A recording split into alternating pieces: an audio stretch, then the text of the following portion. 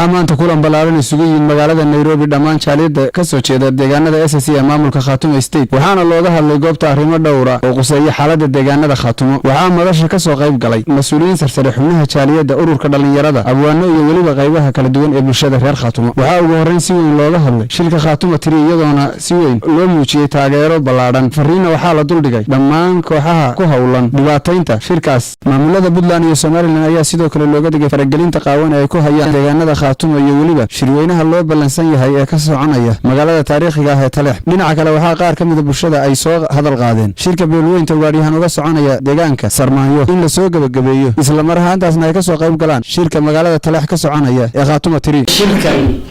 oo loogu magac bixiyay in lagu taageero shirweynaha beesha Khaatumo ay ku leedahay magaalada Taleex iyo shirka Khaatumo 3 oo loogu gudbi doono dhismihii labaad ee maamul goboleedka Khaatumo madaxdiisii hay'adihii iyo institutionskii maamul lahaa lagu taageerayo aad iyo aad baan qofaan taageersanahay dadka degan East Africa iyo magaalada aan joognay Nairobi-na si buuxda shirka ugu bartaagan tahay magac bixinta sidaasaan aad ugu faraxsanahay raallina uga ahay haddii maanta la damco wacyiga dalkeenu ku sugan yahay guud ahaan Soomaaliya in la damco in laga hadlana meelaha kaga hagaagtid garanaysid meel walba qabiya ka muuqanaysa meel walba dib hor la ka muuqanaya waxaan ku soo koobayaa 3 arrimood dhammaan dadka reer Khaatumo ee qurba joogta ah waxaan ugu baaqayaa shirka inay wada taageeraan doorkii ay ku lahaayeen buuxiyaan wax badan baa ka qabiyaan culays aad u ballaaran oo dhinac kasta ay ku dhacay maantana tii oo kale sabirkeed iyo dulqaadkeed iyo adkaysigeedii bale waxaan warbaahinta u marinayaa ammaan iyo duco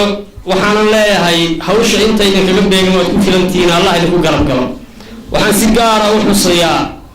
ciidanka ammaanka ee degmada Taleex sugay ammaankeeda sarkaalka hogaamiya taasi waa inta waxaan baa ugu jeedinayaa shir duceedka isna reer Khaatumo ay leeyihiin ka socda magaalada Sarmaayo ee ay sida gaarka u joogaan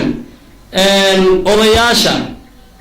oo qayb badan ah ee uu fadhiyo garad Saleebaan garad Maxamed garad Maxamuud waxaan leeyahay dadka Taleex degaan ahaanta u degan waa beesha ugaaryahan dadka gogosha shirka dhigayna waa beesha ugaaryahan waxaanu hadeer sugaynaana waa odayaasha qaybtii ku maqnayd shirka Sarmaayo aan leenahay noo soo dhaqsada intaad gogosha noo dhigtaan hanaga habsaaminay intaad gogosha noo dhigtaan hanaga habsaaminay noo soo dhaqsadaanu leenahay taasina waa inta halkan waxaan rabaa inaan baaq uga jeediyo maamulkii hore ay uga mid ahaan jirnay Puntland iyo dadka degan oo aan leeyahay haddii shalay aad raalli ka noqoteen ninka meesha madaxweynaha ka ah Cabdiraxmaan Maxamed Faroole anu Sheekh Cabdiraxmaan Sheekh Maxamed Faroole aan bay dhahdaan wixii dhacdooyin iyo dhibaato ugu geysanay dadka Khaatumo haddaad raalli ka noqoteen war haddaan hore idinka roonaan jirnay maanta idinka roonaan mayno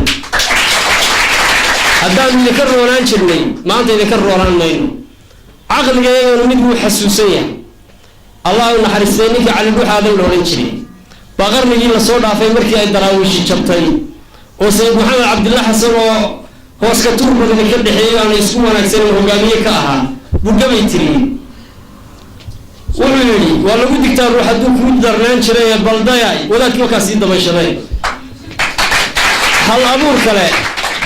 abuur kale Soomaaliyeed baa hadlay oo dhinaca waqooyi galbeed ka soo jeeda beelaha Isaaq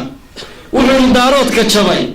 waa Isaaq dadab ku xirnayd haddii aqalka daahiyada la jaro daaqilka xiga in la dilay maxaa kaga digtaa Soomaaliya joogo waxa laga hayaa cali aadan goroyo haddii aan ogahay hadalka in la oranayo maan idhaahdeen waxaan leeyahay shalay haddii aad jabkayga ku faraxdeen oo Faroole waxa markuu naga sameeyay cid aan qaangaadhayn ma jirto maanta qaangaadhaysaa una xidhxidhay oo kan gacalkiyo wanaaga uu maamulka waqooyi galbeed u muujinay oo lagu talagalay gobolka Sool inaan iskuul ka furnaan oo jaamacad ka furnaan oo garoon diyaarado u san yeelan oo dadkiisii barakaco oo aan isbitaal aanu lahaanin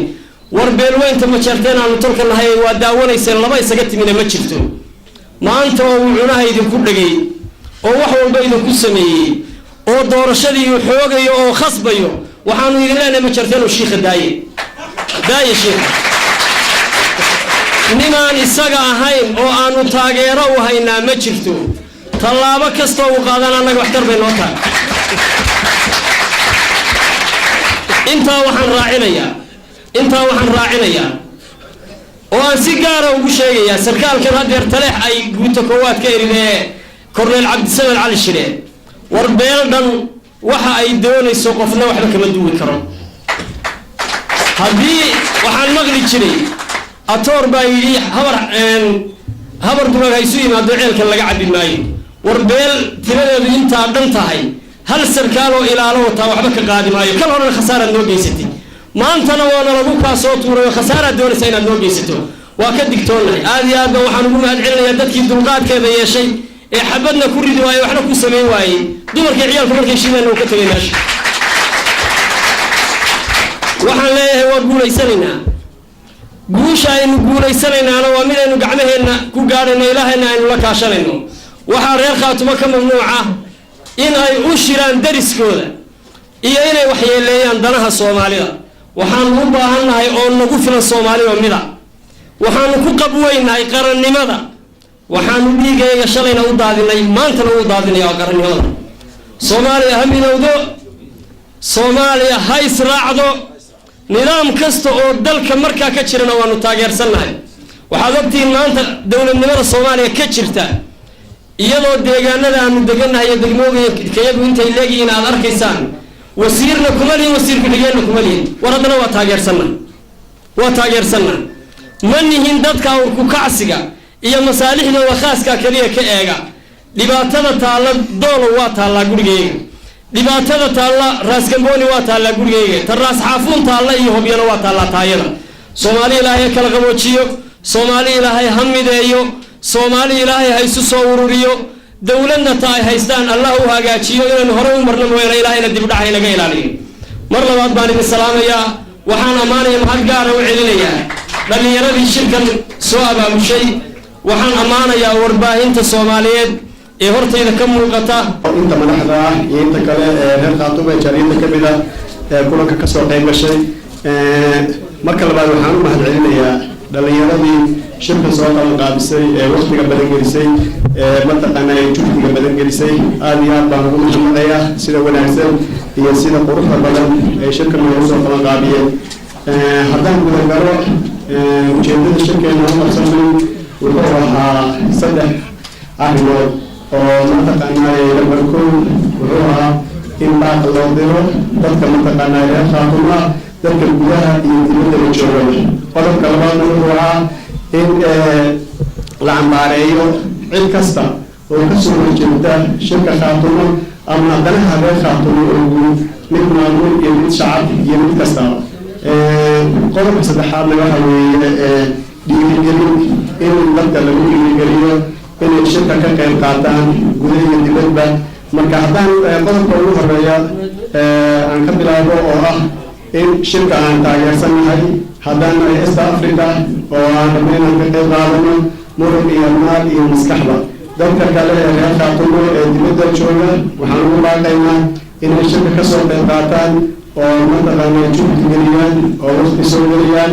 oo xoolo ku bixiyaan oo qofkii imaan kara uu yimaado oo shirka laga qayb qaato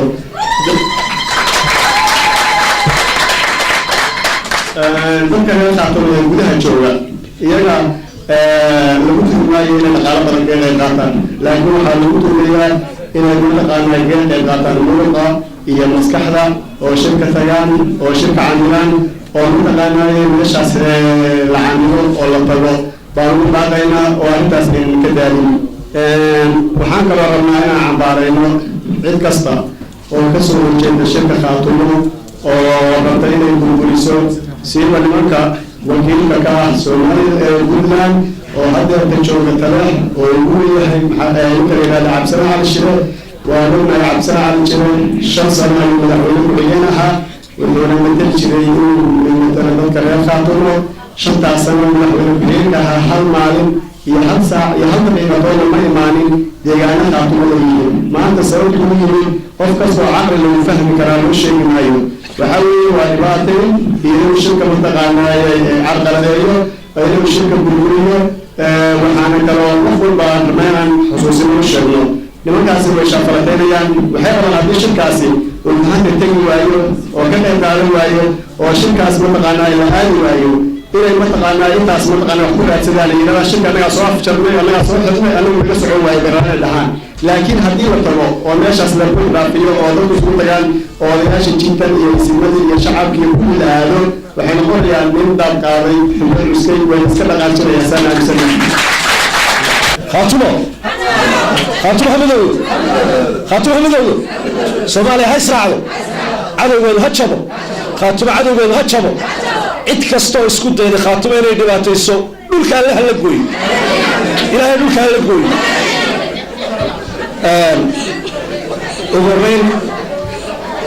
ugu horeyn ilaahay baa mahadle rag baa aad i eegay waxaan malaynaya khaatimaana jecleen baan malaynaya wixii quluubtiisu wanaagsanta allaha soo hadeeyey ugu horeyn ilaahay baa mahadle rabbi subxaanahu watacaala allaha inagu kulansiiyey munaasabadan qaaliga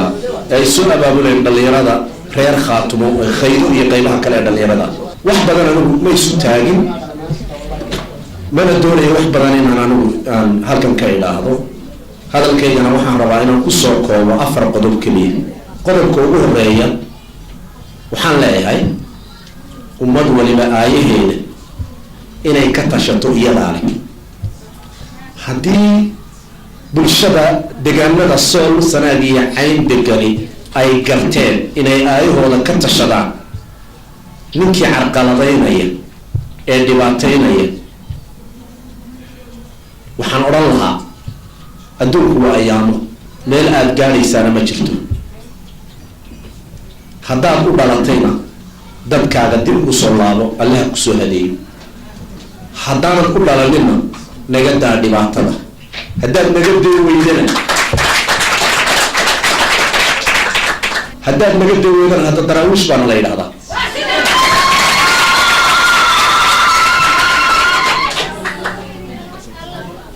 dabka aanu bilownona ma damo laakiin ma rabno inaan bilowno dagaal iyo dhibaato waana lagu kortumanayaa waan arkaynaa waroy haddii tuuladiinni iskuulku idiin furaya caruurtu iskuulka idiin aado annaga kuwa iyagu iskuulka ma aadaan haddii gabdhihiinu cusbataal haystaan annaga kuwa iyagu cusbataal ma haystaan waa maseejadu waa naga xidhayni waxaad naga doonaysaan waa ceeb waxaan faraya oo aan leeyahay waxaanan afkayga soo marin karayn iyaanan la tegin meelaha qaarkood waxaan idin leeyahay walaalayaalow haddaad deegaanka u dhalateenna dadkiina dib ugu laabta oo allaha idiin soo hadeeyey ninkii aan deegaanka u dhalanna laga soo bilaabo nimankaa reer waqooyiga lagu dhameeyo qolada joogta garoowe weliba siiba cabdiraxmaan sheekh maxamed maxamuud faroole waxaan leeyahay warhoy dadka deegaanka ha isku diri waa wada dhasheen waa dad ehela waa dad ay xaaraan ka tahay in maaragtay dhiigooda uu daato ay isdilaan waad ka tegaysaan meesha ummadda ha isku dirin kuwii shalayto ku carqaladeynaya tukaraaq gabdhaha laascaanood ka tegay ee tale xusocda iyagana waxaan leeyahay waa laydin garanayay maalinaan maanta arayna waa la xisaabtami doono gabdhahaad gacmaha ka jajabiseen waa laydinkula xisaabtami doono maalinaan maanta ahayn kuwa joogana waxaan leeyahay ee aan deegaanka tukaraaq u dhalan guryihiinni aadan guryihiinni dib ugu laabta bilfadlakum waxaan leeyahay odayaasha dhaqanka ee puntland ama maxamed harti wiilashiina meesha ka kaxaysta bilfadlakum odayaasha dhaqanka ee beesha isaaq wiilashiina meesha ka kaxaysta dadku waa beelo lama kala adkaan beelbeelka aadagu ma jirto intaan dhibdhicin oo madax qoyani qalalin caruurtiina meesha ka kaxaysta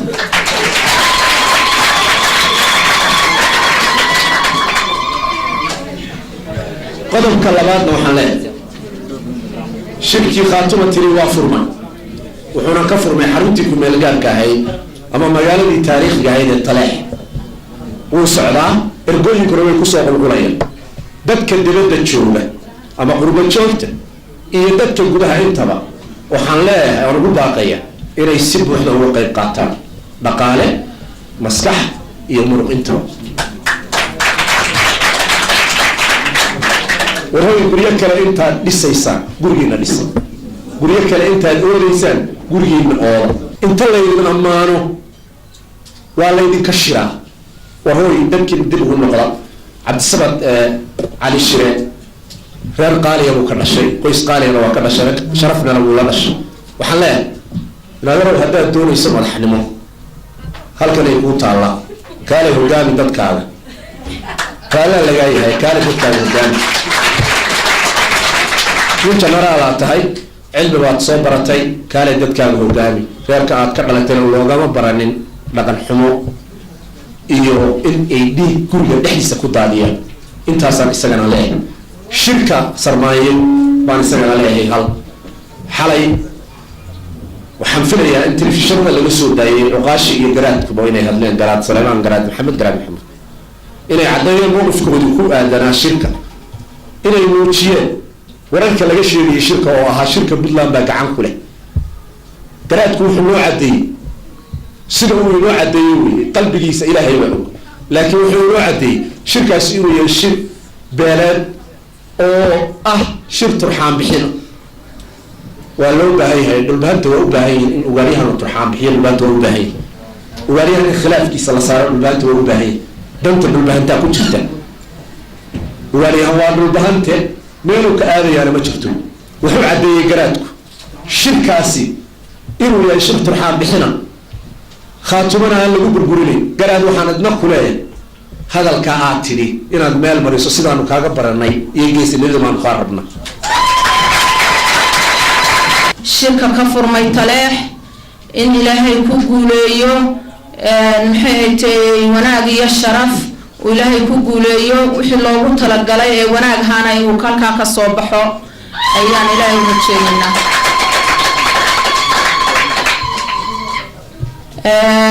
shirka beesha waariyahane ka socda meesha ereyadeeda ka socda waa sarmaayo ka socda